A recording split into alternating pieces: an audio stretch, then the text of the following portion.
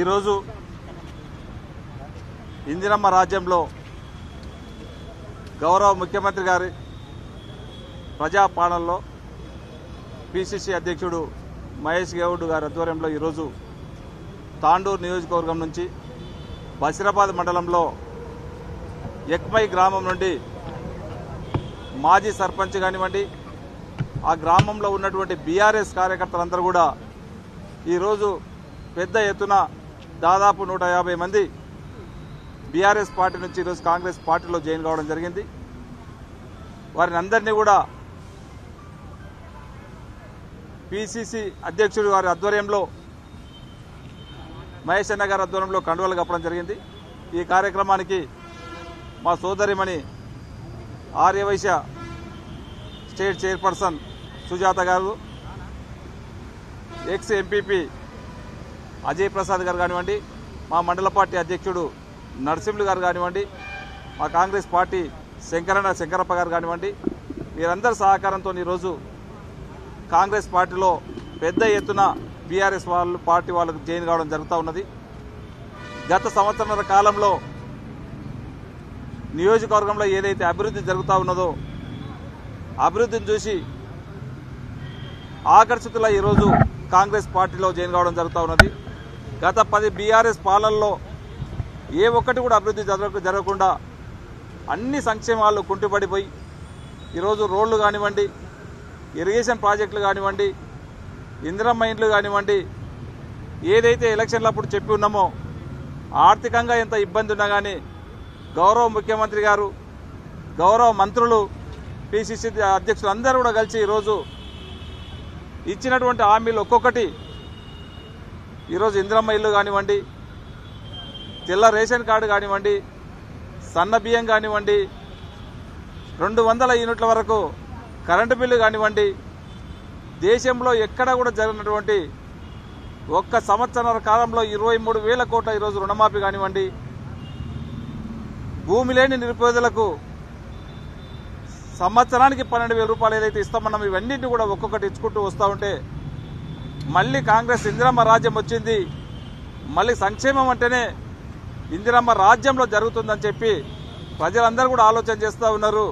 దాన్ని చూసి ఈరోజు పెద్ద ఎత్తున కాంగ్రెస్ పార్టీలోకి రావడం జరుగుతూ ఉన్నది.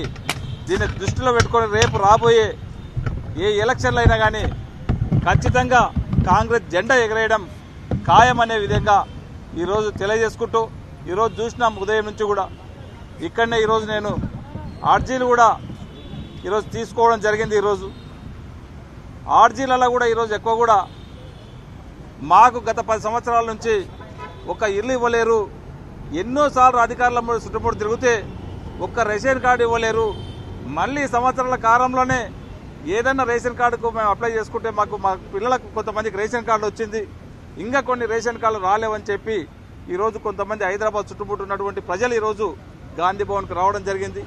కొంతమంది ఇల్లు లేని వాళ్ళు మాకు ఆ రోజు కాంగ్రెస్ గవర్నమెంట్లో ఇల్లు ఇవ్వడం జరిగింది, గత 10 సంవత్సరాల కాలంలో ఒక ఇల్లు కూడా ఇవ్వలేరు, మళ్ళీ అక్కడక్కడ చూస్తూ ఉన్నాం ఇందిరమ్మ ఇల్లు అంటే మళ్ళీ ఇప్పుడే ఇస్తూ ఉన్నారు. ఆ ఆశతోనే మేము ఈరోజు గాంధీ భవన్కు రావడం జరిగింది. ఖచ్చితంగా మాకు ఇల్లు ఇస్తారనే నమ్మకంతో ఈరోజు గాంధీ భవన్కి వచ్చినాం. మాకు ఇల్లు ఇవ్వండి అని చెప్పి ఈరోజు వాళ్ళు చెప్తా ఉంటే చాలా సంతోషం అనిపిస్తూ ఉన్నది. ఎందుకంటే గాంధీ భవన్ అన్నింటినే ఈరోజు ఒక దేవాలయం లాంటిది. ఈరోజు ప్రజలకు ఆ గాంధీ భవన్ పోతే ఏదైతే మనం దేవాలయానికి పోయి మన సమస్యలను మనం దేవునికి ఏ విధంగా అయితే మొక్కుకుంటామో ఈరోజు గాంధీ భవన్కి వచ్చి వారి సమస్యలను తెలుపుకుంటే మాకు ఆ సమస్య పరిష్కారం అవుతుందనే ఒక మంచి ఉద్దేశంతో ఈరోజు ప్రజలు తండోపతండాలుగా దాదాపు ఉదయం నుంచి ఇప్పటి వరకు 100-150 మంది వరకు ఈరోజు రావడం జరిగింది. దాంట్లో కొంతమంది రెవెన్యూ సమస్యలు వచ్చినాయి, అవిటిని కూడా తక్షణమే ఎంఆర్ఓతో కానివ్వండి ఆర్డీఓతో మాట్లాడి అవిటిని కూడా సాధ్యమైనంత వరకు తొందరగా పరిష్కరించాలని చెప్పి అవిటి కూడా చెప్పడం జరిగింది. కొన్ని డబుల్ బెడ్రూమ్లు ఇండ్లు కావాలని చెప్పి ఇందిరమ్మ ఇండ్లు కావాలని చెప్పి ఎక్కువ కూడా అర్జీలు వస్తూ ఉన్నాయి. సాధ్యమైనంత వరకు ఫస్ట్ ఫేజ్ కానివ్వండి సెకండ్ ఫేజ్ కానివ్వండి మన తెలంగాణలో ఇల్లు లేని నిరుపేదలు ఉండకుండా ప్రతి ఒక్కరికి ఇల్లు ఇచ్చే విధంగా గౌరవ ముఖ్యమంత్రి గారు చెప్పి ఉన్నారు కాబట్టి వారి సహకారంతో అందరూ కూడా ఇస్తామని చెప్పి హామీ కూడా ఇవ్వడం జరిగింది. దాంతోపాటు ఈరోజు మా నియోజకవర్గంలో గౌరవ ముఖ్యమంత్రి గారి సహకారంతో మాకున్నటువంటి రోడ్లనే కానివ్వండి అక్కడ ఉన్నటువంటి ఇరిగేషన్ ప్రాజెక్టులే కానివ్వండి ఆ రోజు చెప్పినాం తక్కువ టైంలోనే నన్ను ఆశీర్వదించి గౌరవ ముఖ్యమంత్రి గారి సహకారంతో తాండూరు ప్రజలు నన్ను ఎమ్మెల్యేగా గెలిపించిండ్రు. అక్కడ ఉన్నటువంటి కాంగ్రెస్ పార్టీ నాయకుల సహకారంతో తక్కువ 35 రోజులలోనే నేను ఎమ్మెల్యేని గెలవడం జరిగింది. వారి సమస్యలను తీర్చడానికి మ్యాక్సిమం నేను నియోజకవర్గంలో ఉండి ఎల్లవేళలా తాండూరు ప్రజలకు అందుబాటులో ఉండి వారి సమస్యలు తీర్చడానికి నా శక్తి వంచన లేకుండా ప్రయత్నం చేస్తూ ఉన్నాను. ఇంకా కూడా ఈరోజు పెద్ద మొత్తంలో నిధులు తీసుకెళ్లి రోడ్లని అక్కడ ఉన్నటువంటి మౌలిక సదుపాయాలు రోడ్లు కానివ్వండి ఆ రోజు చెప్పి ఉన్నాం. ఎడ్యుకేషన్కు మంచి ప్రియారిటీ ఇస్తామని చెప్పినాం.